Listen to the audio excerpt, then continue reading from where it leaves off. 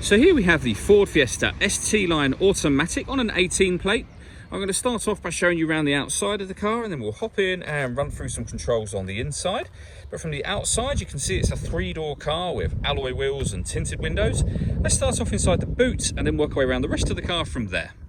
So as we approach the back of the car, you'll see we have reversing sensors, plenty of boot space as well, along with that 60/40 split folding rear seat, should you wish to increase that boot space even further. Okay, so we're just going to work our way back round to the front of the car, and then we'll hop in and run through some controls on the inside.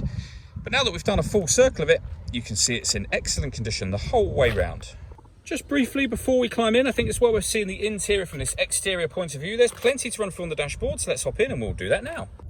Okay, now that we're inside the car, we're going to start with the dials. On the left-hand side, we have the rev counter, and on the right-hand side, the speedometer. At the bottom in the middle, we have the fuel gauge and coolant temperature gauges, and beneath that, it will show you what gear this car is currently in, so we're in P for park at the moment. Then we have the trip computer section. In the top left-hand corner of that, you'll see the total miles of the car, which are 8,003. And we have a digital readout for the speedometer, currently being displayed in that section. You can change the information that's displayed there to various different bits of trip computer information and other menus, including your phone, your audio, satellite navigation, driver assist, and then back round to the beginning again. And the buttons I was using to do that are just here. We've then got stereo and phone controls beneath that. Stereo controls continue over here, and we have cruise control and speed limiter as well. Over in the center is where, amongst other things, you can pair your phone. Search for your vehicle on your device and select it once it is found. And then just follow the instructions from there. When it comes to music in this car, we have got AM, FM and DAB radio.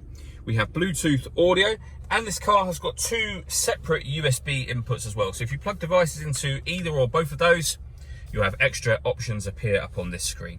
And on top of all of that, and I have already mentioned it briefly, but we do have satellite navigation as well.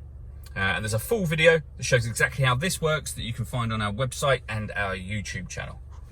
Working our way down, we have the climate control. So you can adjust the fan speed, the temperature, the direction you'd like the air to be distributed in.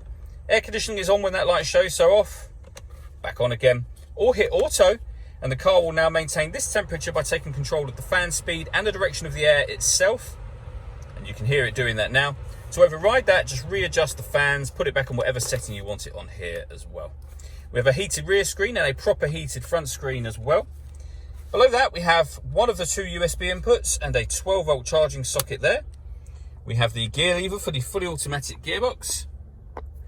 We can turn off the traction control from here. The button next to that turns off the stop and start. This car is designed to cut out when it's stationary in traffic to save you fuel.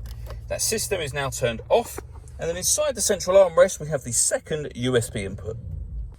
All that leaves me to say is thank you for taking the time to watch this video. If you'd like to come and see the car in person and have a test drive, please feel free to call any of our MJA sites. We'd love to hear from you soon.